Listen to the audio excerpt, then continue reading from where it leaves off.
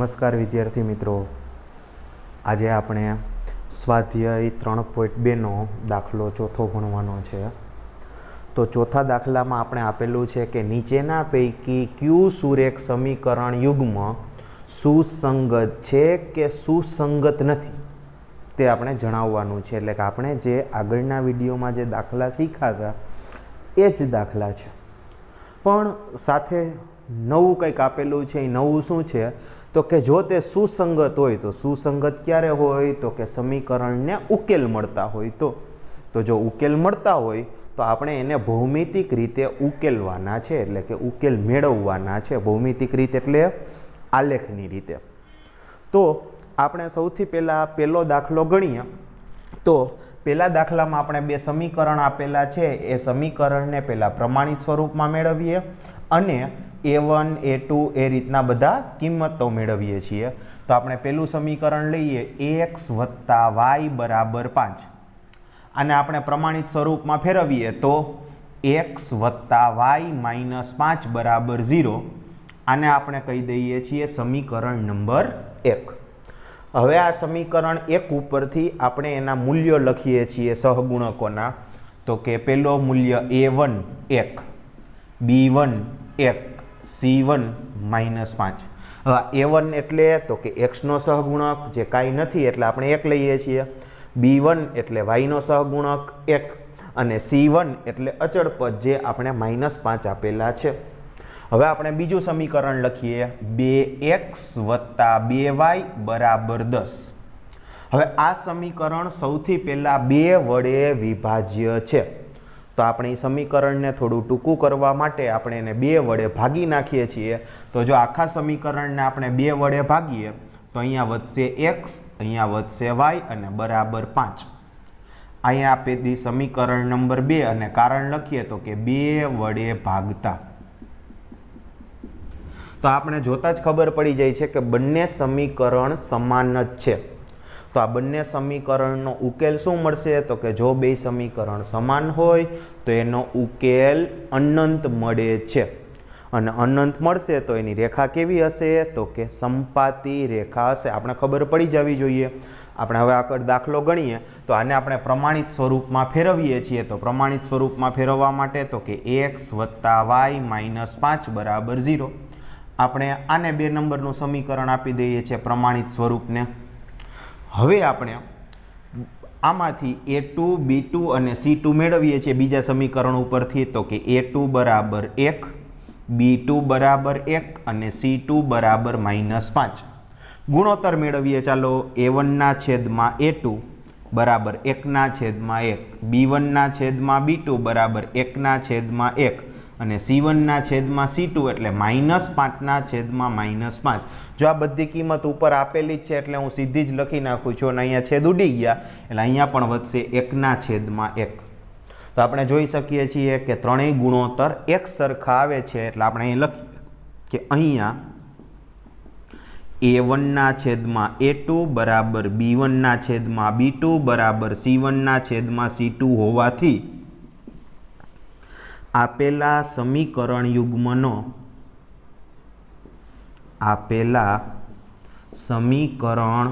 યુગ્મને અનંત ભિન્ન ઉકેલ મળે છે। હવે અનંત ભિન્ન ઉકેલ મળે એટલે આપણે ખબર છે કે તેથી આપેલા સમીકરણ યુગ્મ સુસંગત છે। તો વિદ્યાર્થી મિત્રો સુસંગત છે આપણે મળી ગયું છે। તો આપણી રકમ મુજબ જો સુસંગત હોય તો આપણે એને ભૌમિતિક રીતે ઉકેલ શોધવાનો છે। એટલે આપણે અહીંયા ઉકેલ તો મળી જ ગયો છે કે અનંત ઉકેલ મળે, છતાં પણ આપણે એને આલેખ ઉપર દર્શાવવા પડે। તો આલેખ ઉપર દર્શાવવા માટે આપણે બંને સમીકરણોના ઉકેલ કિંમતો મેળવવી પડશે, જેના આપણે આલેખમાં નિરૂપણ કરી શકીએ। તો આપણે પહેલું સમીકરણ લઈએ તો કે x + y = 5, અને બીજું સમીકરણ એ જ લેશું x + y = 5। કરતા આપણે ગમે એને બનાવી શકીએ। શા માટે તો કે બેયના સહગુણક એક જ છે, એટલે તમે કોઈ પણને કરતા બનાવી શકો। તો આપણે અહીંયા કરતા x ને બનાવીએ તો એ થશે 5 - y। તો અહીંયા આપણે x ને જ કરતા બનાવશું। 5 માઇનસ વાય. બંને સમીકરણ એક હોવાથી આપણે બંનેનો સામાન્ય કોષ્ટક દોરીએ છીએ. આપણે અલગ અલગ પણ દોરી શકાય, પણ આપણે સામાન્ય જ કોષ્ટક દોરીએ છીએ. આપણે આમાં વાયની કિંમત એવી લેશું કે જેથી આપણે એક્સની કિંમત સરળતાથી અને નાની મળે. તો આપણે અહીંયા વાયની કિંમત સૌથી પહેલાં 0 મૂકીએ તો આપણે અહીંયા વાયની જગ્યાએ 0 લઈએ તો 5માંથી 0 જાય એટલે એક્સની કિંમત મળશે 5. અને જો વાયની કિંમત આપણે 5 લઈશું તો આપણે એક્સની કિંમત મળશે 5માંથી 5 બાદ કરો એટલે 0. હવે આપણે આનું આલેખાત્મક રજૂઆત કરવાની છે, એટલે આલેખ ઉપર એનું નિરૂપણ કરવાનું છે. તો આપણે આલેખ દોરી લઈએ અને આ પ્રથમ ચરણનો આલેખ હોવાથી આપણે ખાલી પ્રથમ ચરણ જ દર્શાવીએ છીએ.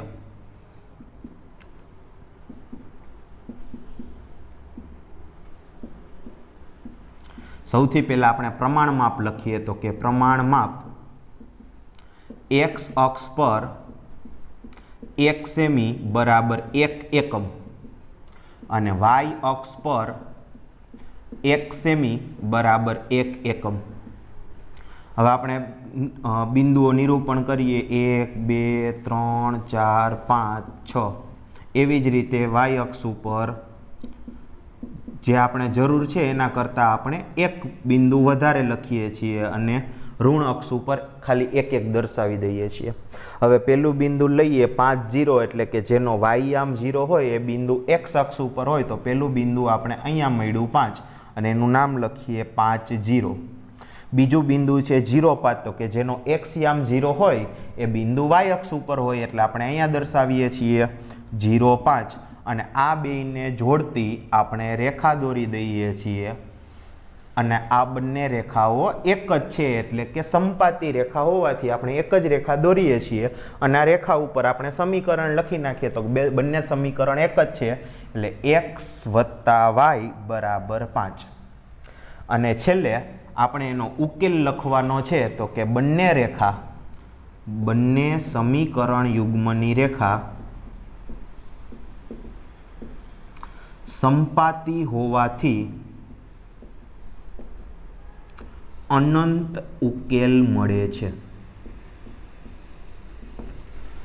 સમજાણો વિદ્યાર્થી મિત્રો?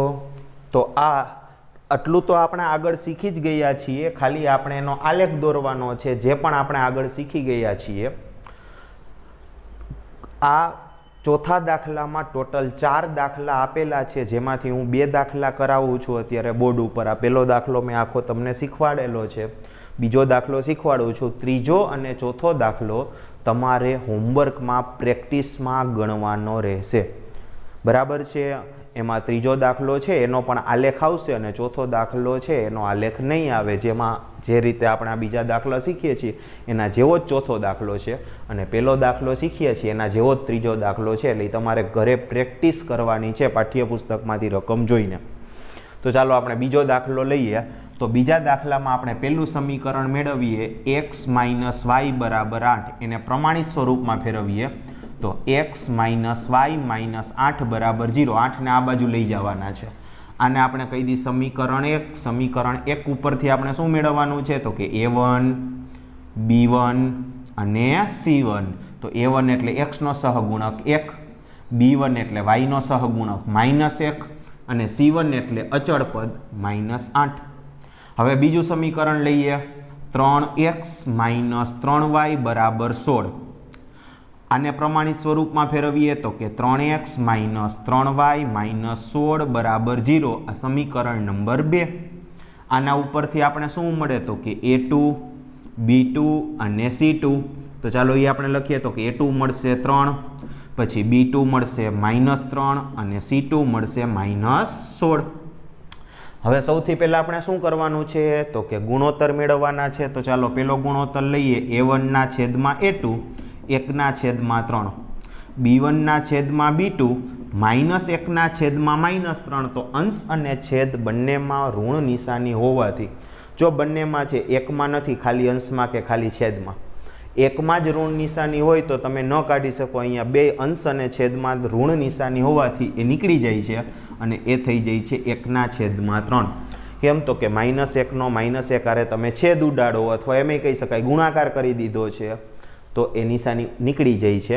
અને ત્રીજો ગુણોત્તર લઈએ C1/C2 તો C1 આપણે આપેલા છે -8 અને C2 આપેલા છે -16, છેદ ઉડાડો તો 8 દુ 16 અને અંશ અને છેદ બંનેમાંથી માઇનસ નિશાની નીકળી જાય છે, એટલે એ થાય છે 1/2। તો આપણે હવે શું કરવાનું છે આગળ, તો કે આપણે ગુણોત્તર જોવાનો છે। તો ગુણોત્તર જોઈએ તો કે A1/A2 અને B1/B2 એ બંને સરખા આવ્યા છે, પણ C1/C2 સાથે સમાન નથી।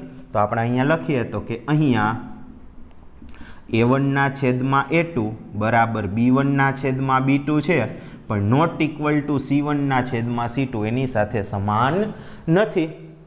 તો આપણે શું કરવાનું છે, તો કે જ્યારે પહેલા બે ગુણોત્તર સરખા હોય પણ ત્રીજા ગુણોત્તર સાથે સરખા ન હોય તો એનો આલેખ સમાંતર રેખા મળે છે, અને સમાંતર રેખા મળે તો એવા સમીકરણને ઉકેલ મળતા નથી, અને ઉકેલ ન મળે તો એ સુસંગત નથી। તો આપણે અહીંયા નીચે લખીએ, તેથી આપેલા સમીકરણ યુગ્મને કેટલા ઉકેલ મળશે, તો કે અહીંયા આપણે અનંત ઉકેલ મળે છે, બરાબર ને વિદ્યાર્થી મિત્રો? જોજો ધ્યાનથી, અનંત ઉકેલ અહીંયા મળે છે। ભૂલી ન જતા, એ થિયરી ખૂબ જ અગત્યની છે। જો ત્રણેય સરખા હોય ત્યારે જ અનંત ઉકેલ મળે છે, જ્યારે બે સરખા હોય પણ ત્રીજા સાથે સમાન ન હોય ત્યારે ઉકેલ મળતો નથી। એટલે આપણે અહીંયા લખવાનું છે, આપેલા સમીકરણ યુગ્મને વાસ્તવિક ઉકેલ ન મળે। હવે વાસ્તવિક ઉકેલ મળતો નથી એનો અર્થ થયો કે આ સમીકરણ યુગ્મ સુસંગત નથી। તો આપણે અહીં નીચે લખીએ, તેથી આપેલા સમીકરણ યુગ્મ સુસંગત નથી। તો આપણો અહીંયા પ્રશ્ન પૂરો થઈ જાય છે। કેમ? તો કે જો સુસંગત ન હોય તો એનો આપણે ઉકેલ મેળવવાનો નથી અને મળતો પણ નથી, બરાબર વિદ્યાર્થી મિત્રો? તો જે 4 દાખલા આપેલા છે એમાંથી મેં તમને પહેલો દાખલો અને બીજો દાખલો અહીંયા શીખવાડેલો છે। ત્રીજો દાખલો અને ચોથો દાખલો તમારે ઘરે પ્રેક્ટિસ કરવાની છે, પાઠ્યપુસ્તકમાંથી રકમ જોઈ લેજો।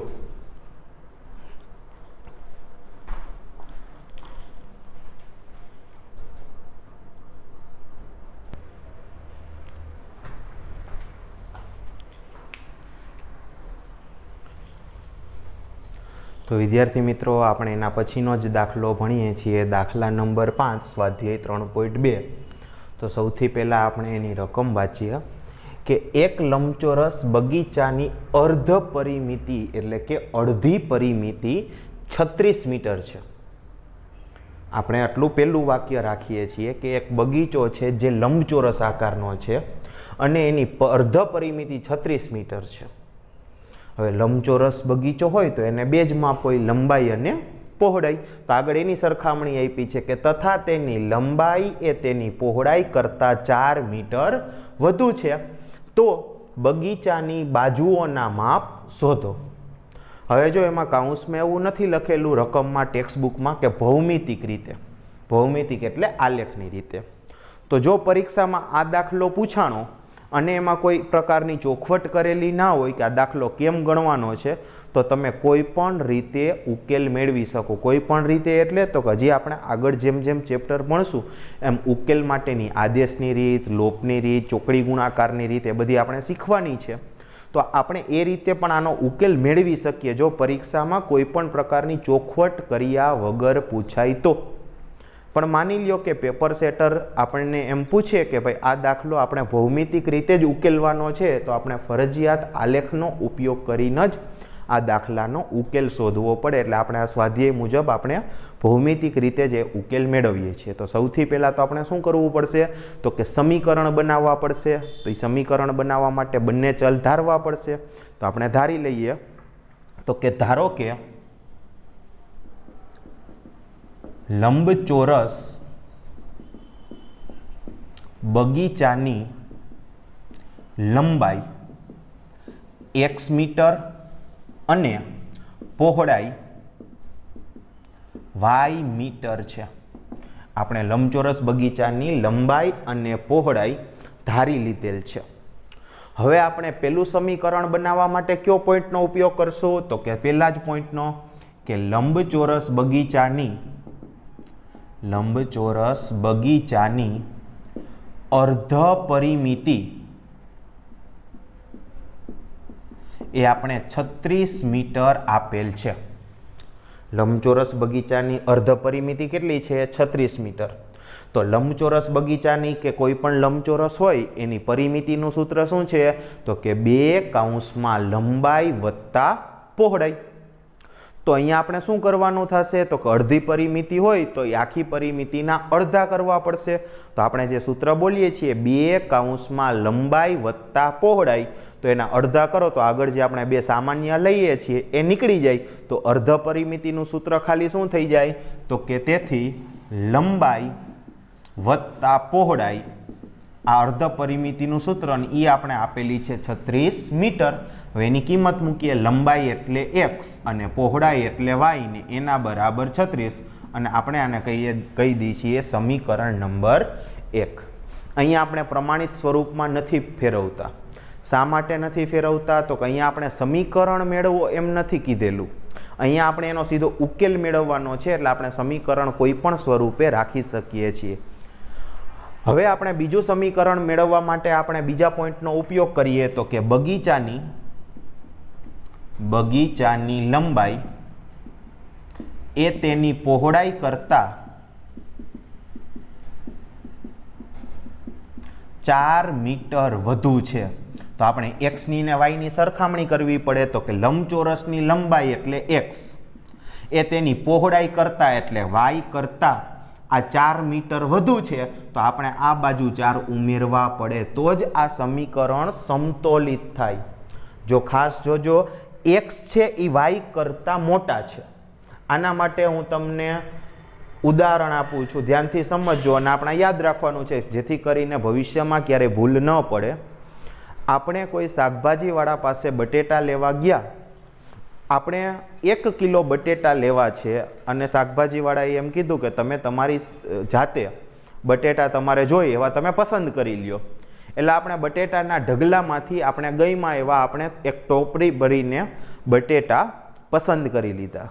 હવે જ્યારે એ એના વજન કાંટામાં નાખે છે ત્યારે બીજી બાજુ એને 1 કિલાનું વજનિયું મૂકેલું છે અને બીજી બાજુએ એને આપણે પસંદ કરેલા બધા બટેકા એમની અંદર નાખી દીધા.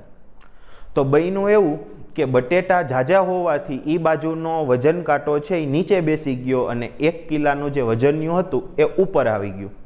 તો આપણી પાસે 2 વિકલ્પ રહેલા છે. એ 2 વિકલ્પમાં પહેલો વિકલ્પ શું છે? તો કે કાં આપણે 1 જ કિલો બટેટા લઈએ તો બીજી બાજુથી તમારે બાકીના જે વધારે બટેટા છે એને તમારે બહાર કાઢી નાખવા પડશે અને 1 કિલો થાય એટલા જ બટેટા અંદર રાખવા પડશે. અને બીજો વિકલ્પ આપણી પાસે શું છે? તો કે બીજી બાજુ આપણે વજન વધારી દઈએ. જે 1 કિલાનું વજન હતું એના ભેગું આપણે હજી 500 ગ્રામનું વજન ઉમેરી દઈએ અને જોઈએ કે ભાઈ બધા બટેટા કેટલા ગ્રામ એટલે કે કેટલા કિલોગ્રામ થાય છે, અને એ પ્રમાણે આપણે પૈસા ચૂકવવા પડે. તો અહીંયા આપણે શું કરીએ છીએ? તો કે જો આ લંબાઈ છે એ પહોળાઈ કરતાં 4 વધારે છે, આ x છે એ y કરતાં 4 મોટા છે. મોટા છે તો એ બાજુનું વજન કાંટો તો નીચે જ બેસી જવાનો છે. તો કા આપણે શું કરવું પડે? તો કે x બાજુથી 4 બટેટા કાઢી નાખવા પડે, કા ઓલી બાજુ આપણે y બાજુ એટલે કે આપણે જે બાજુ વજન કાંટો મૂકીએ છીએ એ બાજુ બીજા વજનિયા મૂકવા પડશે. તો આપણે શું કરીએ છીએ? કાઢવાની જગ્યાએ બીજી બાજુ ઉમેરી દઈએ છીએ, એટલે કે y ની અંદર આપણે 4 ઉમેરી દઈએ એટલે બે બાજુ સમતોલિત થઈ જાય. આને આપણે કહી દઈએ છીએ સમીકરણ નંબર 2. તો આપણે બંને સમીકરણ મળી ગયા છે. હવે એ સમીકરણનો ઉકેલ મેળવવાનો છે, એટલે કે એનો આલેખ દોરવો પડશે. તો આલેખ દોરવા માટે આપણે પહેલા બિંદુઓ મેળવવા પડે. આપણે પહેલું સમીકરણ લઈએ, x + y બરાબર 36. આમાં પણ આપણે કોઈ પણને કરતા બનાવી શકીએ છીએ x કે y ને. શા માટે? તો બેયનો સહગુણક 1 છે, તો આપણે x ને કરતા બનાવીએ તો y મળશે 36 x મળશે 36 - y. બીજું સમીકરણ લઈએ જેમાં કરતા બનેલું તૈયાર જ છે, x બરાબર y + 4. હવે આ સમીકરણ માટેના આપણે બિંદુઓ લઈએ x અને y, અને આ સમીકરણ માટેના પણ આપણે બિંદુ લઈએ x અને y. तो चालो अहीं आपणे y ની કિંમત મૂકીએ છીએ અને એના ઉપરથી આપણે x ની કિંમત લેવાની છે। તો પહેલા હું અહીંયા y ની કિંમત છે હું 16 મૂકું। તમે ગમે એ મૂકી શકો, પણ આપણે એવા બિંદુ મૂકવાના કે જેથી કરીને આપણો આલેખ સહેલો થાય। તો આપણે અહીંયા y ની કિંમત 16 મૂકીએ અને y ની જગ્યાએ 16 મૂકીએ તો કે 36 માંથી 16 બાદ કરીએ તો x ની કિંમત આપણને મળશે 20। હવે આપણે બીજું બિંદુ લઈએ તો એમાં y ની કિંમત આપણે મૂકવાની છે, તો કે y ની કિંમત આપણે 18 મૂકીએ તો x ની કિંમત મળશે 36 માંથી આપણે 18 બાદ કરી દઈએ તો આપણને મળશે 18, એટલે આપણે બે બિંદુ મળી ગયા। એવી જ રીતના આપણે બીજા સમીકરણના બે બિંદુ મેળવીએ તો આપણે અહીંયા y ની કિંમત લઈએ છીએ 16, તો 16 વત્તા 4 એટલે x ની કિંમત મળશે 20। હવે આપણે y ની કિંમત લઈએ છીએ 18, તો y ની કિંમત 18 લઈએ તો 18 વત્તા 4 એટલે આપણે x ની કિંમત મળશે 22। પણ જોજો વિદ્યાર્થી મિત્રો, આપણે અહીંયા જે કિંમત લીધેલી છે એ બધી 2 ના ગુણાંકમાં લીધેલી છે કે જેથી કરીને આપણે આલેખનું પ્રમાણ માપ જાળવી શકીએ છીએ। તો આપણે આલેખ દોરવા માટેનું જે આપણે પ્રમાણ માપ લેવાનું છે એ જો એક એક લઈએ તો આપણો આલેખ સમયની માટે આપણે પ્રમાણ માપમાં 2 એકમ લઈશું। તો આપણે એનો આલેખ દોરીએ અને બધા જ મૂલ્યો ધન હોવાને લીધે આપણે આલેખ ફક્ત પ્રથમ ચરણમાં જ દર્શાવીએ છીએ।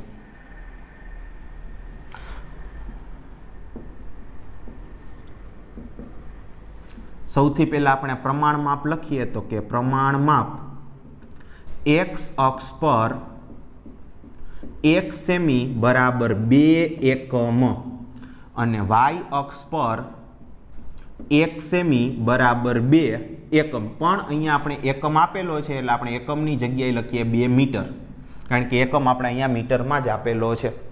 હવે આપણે બંને અક્ષ ઉપર બિંદુઓ મૂકી દઈએ જે 2 ના ગુણાંકમાં આવી છે।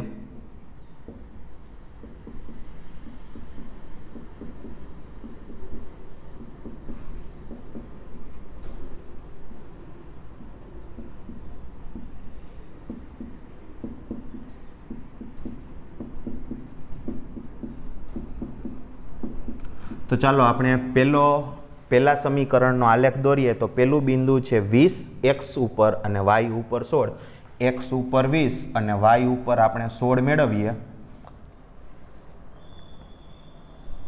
તો એ બિંદુ આપણે અહીંયા દોરીએ છીએ 20, 16। બીજું બિંદુ આપણે લઈએ x ઉપર 18 અને y ઉપર પણ 18, તો આ x ઉપર 18 અને y ઉપર પણ 18, હાલો આપણે આ બીજું બિંદુ મળી ગયું છે 18, 18 અને એને આપણે રેખા દોરી દઈએ છીએ અને આ જે રેખા છે એના ઉપર આપણે સમીકરણ આપી દઈએ x + y બરાબર 36। ચાલો બીજી રેખા દોરીએ બીજા સમીકરણ માટેની। તો પહેલો યામ છે 20, 16 એટલે x અક્ષ ઉપર 20 અને y અક્ષ ઉપર 16 એટલે આપણે અહીંયા દોરેલું છે એ બિંદુ। અને બીજું લઈએ x ઉપર 22 અને y ઉપર 18, તો આપણે અહીંયા હજી એક બિંદુ વધારી દઈએ 22 અને આપણે y ઉપર લેવાના છે 18 એટલે એ બિંદુ આપણે અહીંયા દર્શાવીએ છીએ। એ બિંદુ આપણે લખશું 22, 18। હવે એ બેને જોડતી આપણે રેખા દોરી દઈએ તો એ રેખા આ રીતની મળશે અને એ રેખાને આપણે નામ આપી દઈએ x બરાબર y વત્તા 4 અને આ બંને રેખાઓ પરસ્પર 20, 16 બિંદુમાં છેદે છે એટલે આપણે એ નીચે લખીએ કે બંને સમીકરણ યુગ્મની રેખાઓ પરસ્પર બિંદુ 20, 16 માં છેદે છે। તેથી x બરાબર 20 મીટર અને y બરાબર 16 મીટર। છેલ્લે આપણે જવાબ લખી દઈએ કે આમ લંબચોરસ બગીચાની લંબાઈ 20 મીટર અને પહોળાઈ 16 મીટર મળે। બરાબર વિદ્યાર્થી મિત્રો, અને તાળો મેળવી લઈએ। તાળો કઈ રીતના મળશે તો કે લંબાઈ છે એ પહોળાઈ કરતાં 4 મીટર વધુ છે, તો લંબાઈ 20 છે અને પહોળાઈ 16 છે, પહોળાઈમાં 4 મીટર વધારી દો એટલે આપણે લંબાઈનું મૂલ્ય મળી જાય છે।